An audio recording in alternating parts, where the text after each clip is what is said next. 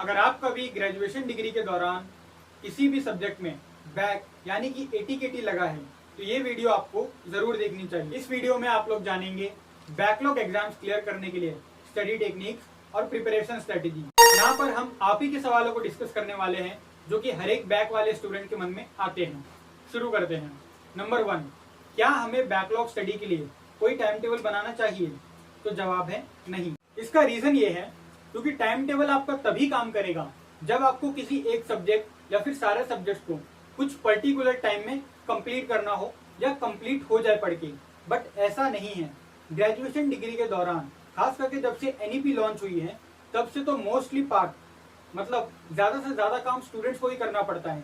40% syllabus आपको तो self study से ही कवर अप करना है। इसीलिए ऐसे में आप जरूरी है कि आप टाइम टेबल को फॉलो अप ना करें या फिर टाइम टेबल बिल्कुल ही ना बनाएं। क्योंकि अगर आपको कोई काम कंप्लीट करना है और आपने उसके लिए आधा घंटा असाइन किया है, वो इनफ नहीं पड़ता, तो क्या आप उस काम को छोड़ दोगे? नहीं, बिल्कुल नहीं छोड़ सकते क्योंकि वो इम्पोर्टेंट है। ठीक है, इसीलिए आपको हम रेकमेंड करते हैं कि टाइम टेबल की जगह टास्क लिस्ट यानी कि टू डू लिस्ट बनानी चाहिए। कैसे बनाते हैं इस पर ध्यान दीजिए। मान लीजिए कि आपको आने वाले यानी कि कल के दिन कुछ काम करने हैं। सपोज कर लीजिए आपको 3 सब्जेक्ट्स की स्टडी करना है, फिजिक्स, कंप्यूटर साइंस और मैथमेटिक्स। ये जस्ट एग्जाम्पल के लिए है। आप अपनी तरफ से जो भी आपके सब्जेक्ट्स हैं उनकी स्टडी करके उनकी स्टडी के लिए आप अपनी टास्क लिस्ट बना सकते हैं। तो मान लीजिए कि आपको फिजिक्स, सीएस और मैथमेटिक्स की स्टडी करनी है कल के दिन, तो आपको अपनी टू डू लिस्ट आज रात को बनानी पड़ेगी। आज रात को आप टू डू लिस्ट बनाएंगे और उसमें ध्यान में रखेंगे कि आप कितना कितना टाइम किसको असाइन कर रहे हैं। सपोज कर लीजिए कि आपको फिजिक्स का एक प्रैक्टिकल लिखना है जिसके लिए आपको 1 घंटा लगने वाला है। सीएस के असाइनमेंट के लिए आपको 2 घंटे लगने वाले हैं और मैथमेटिक्स की एक एक्सरसाइज सॉल्व आउट करने के लिए आपको 1 से 1.5 घंटा लग सकता है। तो यहाँ पर 1.5 घंटा मैथमेटिक्स की एक्सरसाइज का मैक्सिमम टाइम सेटअप करते हैं। ये 3 कामों का आपको टाइम सेट करके अपनी टू डू लिस्ट बनाना है। इसी के बेसिस पर कल का दिन आपका वर्क करने वाला है। सुबह से लेकर रात तक के आपको इस पर काम करना है। यानी कि जैसे कि टोटल टाइम हो रहा है 1, 2 और 1.5 घंटा यानी कि 4.5 घंटे। तो सपोज कर लेते हैं कि आपको 6 घंटे में ये 3 काम खत्म करने हैं। ऐसे ही आप टास्क लिस्ट को बनाते हैं। एक चीज ध्यान में रखिएगा टू डू लिस्ट बनाते वक्त कि जब भी आप अपने किसी भी टारगेट को सेटअप करते हैं वहां पे तो वो बैलेंस में होना चाहिए। यानी कि आपके सारे के सारे सब्जेक्ट्स इंक्लूड होना चाहिए। ऐसा नहीं कि आपने मैथमेटिक्स को प्रायोरिटी दे दी, फिजिक्स को प्रायोरिटी दे दी या फिर सीएस को प्रायोरिटी दे दी। ऐसा नहीं, इक्वली टास्क डिस्ट्रीब्यूट होना चाहिए। इक्वली से मेरा मतलब टाइम नहीं है बल्कि इक्वल अमाउंट में वर्क है। यानी कि आप तीनों सब्जेक्ट पर हर दिन काम करेंगे। ऐसा इसलिए क्योंकि अंत में जब आपकी डिग्री आने वाली है आपके हाथ में तो वहां पर सीजीपीए निकला होगा। कोई आपसे ये नहीं पूछेगा कि आपने सीएस में टॉप किया था, मैथमेटिक्स में टॉप किया था, फिजिक्स के टॉपर थे, आपने क्या किया था सब्जेक्ट वाइज, बल्कि ये पूछा जाएगा कि आपका डिग्री के सीजीपीए कितना है। तो ध्यान में रखिएगा कि आप सबको बैलेंस करते हुए चलें। दूसरा बहुत ही अहम और जरूरी सवाल, और ये मोस्ट आस्क्ड क्वेश्चन है by backlog students, backlog subjects और करेंट सेमेस्टर को मैनेज कैसे किया जाए। तो देखिए, इसके लिए आपको 3:1 रेशियो में पढ़ाई करनी पड़ेगी। कैसे? एग्जाम्पल से समझते हैं। मान लीजिए कि आपने नए नए कॉलेज में एडमिशन लिया और फर्स्ट ईयर के दौरान आपका सेमेस्टर 1 में एक सब्जेक्ट में बैकलॉग लग गया। उसका कारण कुछ भी हो सकता है, नया टीचर, नया माहौल या फिर नया सब्जेक्ट या फिर नई नई डिग्री, कुछ भी हो सकता है। जो कुछ भी आपका होगा अपने हिसाब से। तो आपका सेमेस्टर 1 में एक सब्जेक्ट में बैकलॉग लगा है और आप अभी सेमेस्टर 2 में हैं और आपको सेमेस्टर 1 के बैकलॉग की भी स्टडी करनी है और सेमेस्टर 2 की भी स्टडी करनी है। तो इसके लिए आपको 3:1 रेशियो में पढ़ना होगा।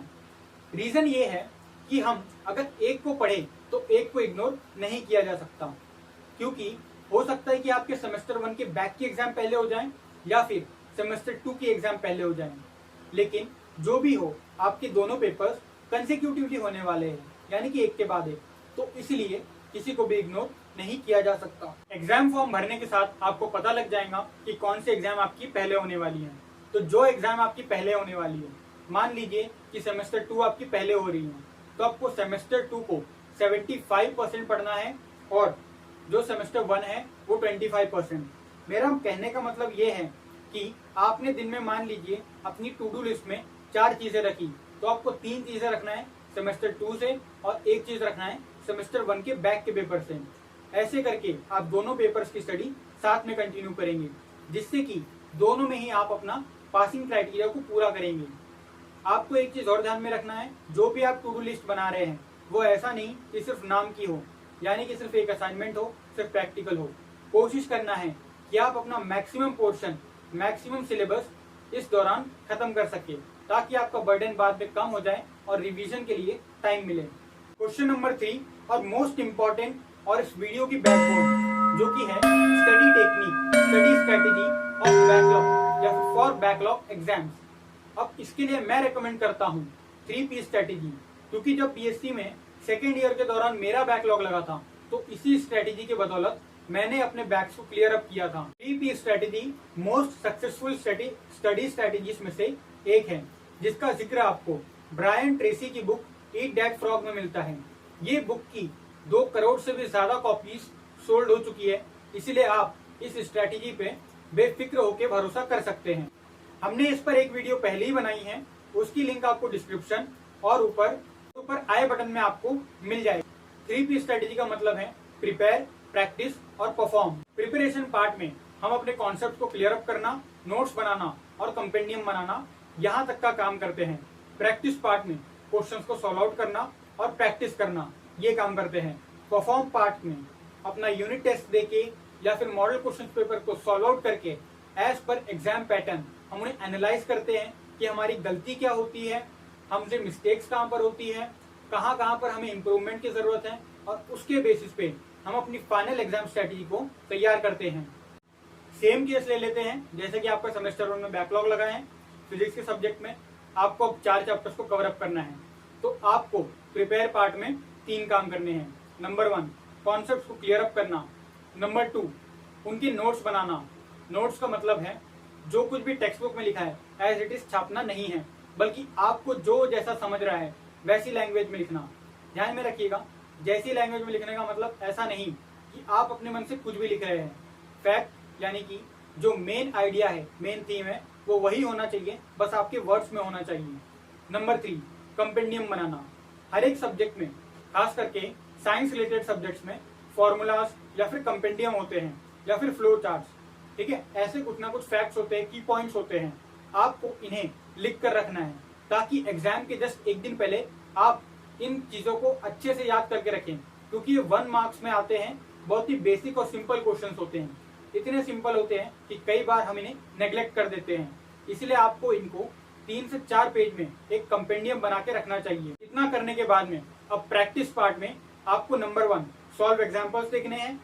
देखने का मतलब इन्हें बिना देखे सॉल्व आउट करके भी ट्राई करना है। अगर आपको समझ जाता है अच्छे से और आप कॉन्फिडेंट है कि हम एग्जाम में कर लेंगे, तो कोई जरूरत नहीं है सॉल्व आउट करने की। नंबर 2 एक्सरसाइज, ये कंपलसरी नहीं होती, जिनसे जमे या फिर जिनको हायर स्टडीज में फिजिक्स जैसे सब्जेक्ट का काम है वो लें, नहीं तो कोई जरूरी नहीं है। नंबर 3 PYQs का मतलब है प्रीवियस ईयर क्वेश्चंस।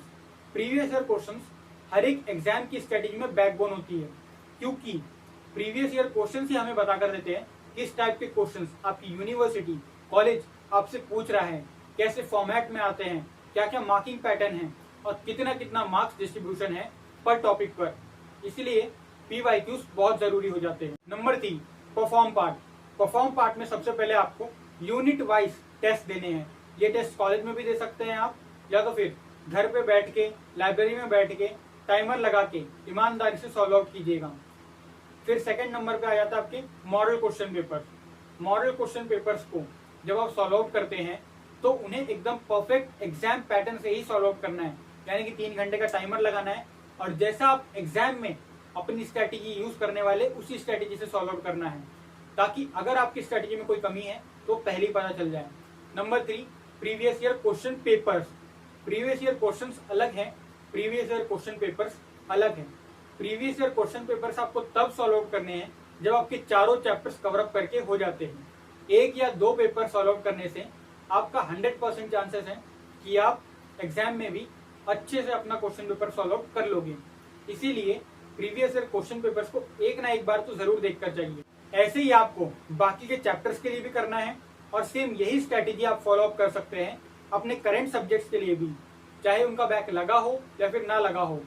साथ ही में चाहे वो कोई भी सब्जेक्ट हो, किसी भी फील्ड से रिलेटेड हो, आर्ट्स, कॉमर्स, साइंस, वोकेशनल, कहीं से भी, यहाँ तक कि इंजीनियरिंग और मेडिकल ग्रेजुएट्स भी इस स्ट्रेटेजी को फॉलो अप कर सकते हैं। तो यहाँ तक की थी हमारी एग्जाम प्रिपरेशन या फिर स्टडी स्ट्रेटेजी।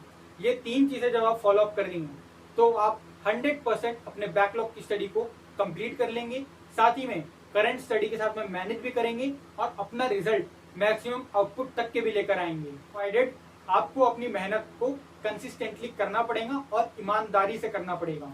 यहाँ तक के वीडियो देखने के लिए आपको बहुत बहुत शुक्रिया।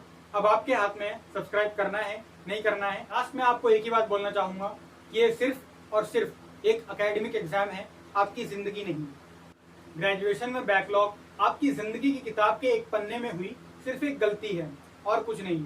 तो इस गलती से आपको सीखना है और अपनी जिंदगी की आगे की कहानी लिखना है, और वो कहानी ऐसी होना चाहिए कि हर कोई पढ़ना चाहे। साथ मिलते हैं अगली वीडियो में, तब तक के लिए all the best, keep learning and keep growing.